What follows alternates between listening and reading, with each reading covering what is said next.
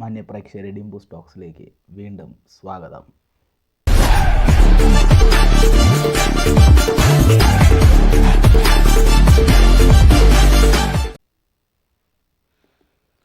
ഇപ്പം 2-3 ദിവസമായിട്ട് ട്രെൻഡിങ് ആയിക്കൊണ്ടിരിക്കുന്ന സംഭവമാണ് നെയ്യാറ്റിൻകര ഗോപൻ്റെ നെയ്യാറ്റിൻകര ഗോപൻ സ്വാമി.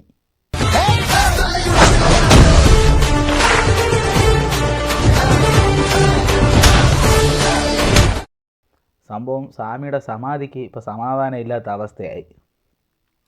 അതായത് അവർ തന്നെ സ്വന്തം തന്തയെ അടിച്ചു കൊന്നിട്ട് ഒരു നനച്ചടിക്കണ കല്ലുണ്ടാക്കി വെച്ചിട്ട് അത് സമാധിയാക്കി അങ്ങ് പറയുകയാണ് നാട്ടുകാരെടുത്ത്. അത് കുത്തിപ്പൊളിക്കാൻ പറ്റൂല, അച്ഛൻ്റെ സമാധിയാണ്, അച്ഛൻ പഴയ പോറ്റിയായിരുന്നു, പിന്നെ അച്ഛൻ സ്വാമിയായി, പിന്നെ ആസാമിയായി എന്നൊക്കെ പറഞ്ഞുകൊണ്ട്. സംഭവം എനിക്കൊരു വീഡിയോ ഞാൻ കണ്ടായിരുന്നു. അപ്പോൾ ആ വീഡിയോ നമുക്കൊന്ന് കണ്ടുപോകാം.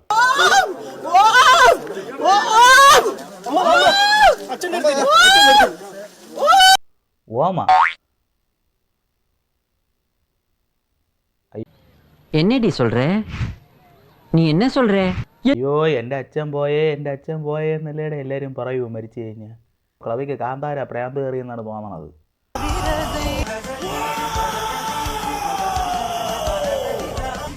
ഓ ഓ കിളി പോയി. സംഭവം വേറൊന്നുമല്ല, ഒന്നി ഇവർ പബ്ലിസിറ്റി ഉണ്ടാക്കാൻ വേണ്ടി കാണിക്കുന്ന നാടകം, അല്ലെങ്കിൽ ആ ഫാമിലിയിലുള്ള എല്ലാവർക്കും മുഴുവൻ വട്ടം എന്നാണ് ഞാൻ പറയണത്. കാര്യം ഇതിൻ്റെ ഇടയിൽ ഒരാൾ പറയണുണ്ട് ന്യൂസിൽ, കാര്യം ഇവർക്ക് ഭ്രാന്ത് പിടിച്ച പോലെയാണ് ഇവർ കിടന്ന് കാണിക്കുന്നതെന്ന്. അപ്പോൾ ഇത് പറഞ്ഞാൽ സത്യം പറഞ്ഞാൽ നെയ്യാറ്റിൻകര ഗോപൻ്റെ ആറാട്ടിന് പോലും കിട്ടാത്ത പ്രൊമോഷനാണ് ഇപ്പോൾ സ്വാമിക്ക് കിട്ടിക്കൊണ്ടിരിക്കുന്നത്. എല്ലാ ന്യൂസിനും സ്വാമി തന്നെ. ഗോപെണ്ണം ജീവിച്ചിരുന്നപ്പോൾ ഒരു പട്ടികൾക്കും വേണ്ടായിരുന്നു. അടിച്ചു കൊന്ന് കെട്ടിത്തൂക്കി നനച്ച് കല്ലടിച്ചാക്കിയതിപ്പം എല്ലാ നാട്ടുകാർക്കും ഗോപെണ്ണം ഹിറ്റായി. അപ്പോൾ എന്തായാലും ഇതുകൊണ്ട് പറയേണ്ട വേറെ ഒന്നുമല്ല, ഇത് നടക്കണ ഒരു ഗ്രാമം പോലത്തെ ഒരു സ്ഥലത്താണ് നെയ്യാറ്റിൻകര എന്ന് പറയുമ്പം. അപ്പോൾ അവിടെ ഗ്രാമത്തിലുള്ള ചില കിളിപോയ അന്തേവാസികൾ വേണമെങ്കിൽ ഇത് വിശ്വസിക്കും.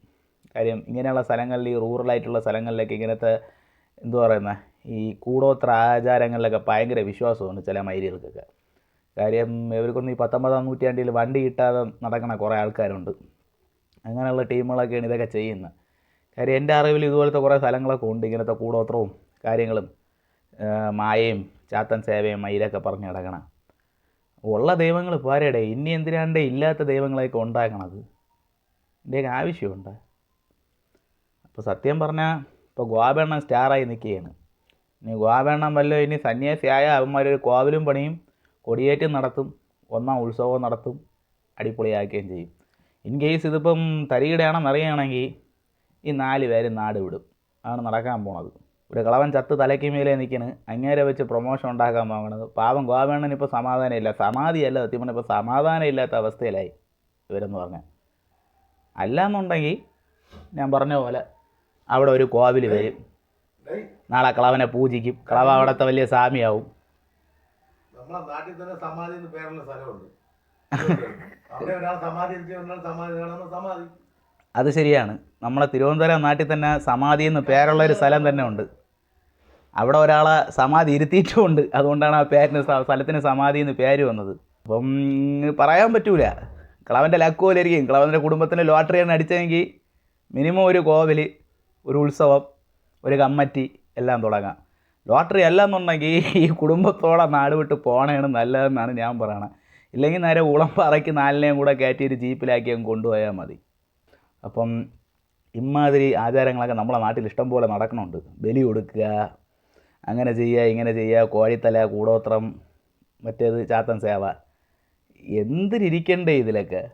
ഇതൊക്കെ നമ്പി ജീവിക്കുന്ന ആൾക്കാരല്ലേ സത്യം പറഞ്ഞാൽ മണ്ടന്മാർ. ഈ 21-ാം നൂറ്റാണ്ടിലും ഇത്രയും ഫെസിലിറ്റിയൊക്കെ ഉണ്ടായിട്ട് എന്തിന് എന്നും പോസ്റ്റ് ഇട്ട് തന്നെ അതിന് ചില അമ്മാവന്മാർ വന്ന് കമൻ്റ് ഇടണാണ്ട് തന്നെ വാച്ച അടിച്ചു കൊടുക്കാൻ തോന്നും.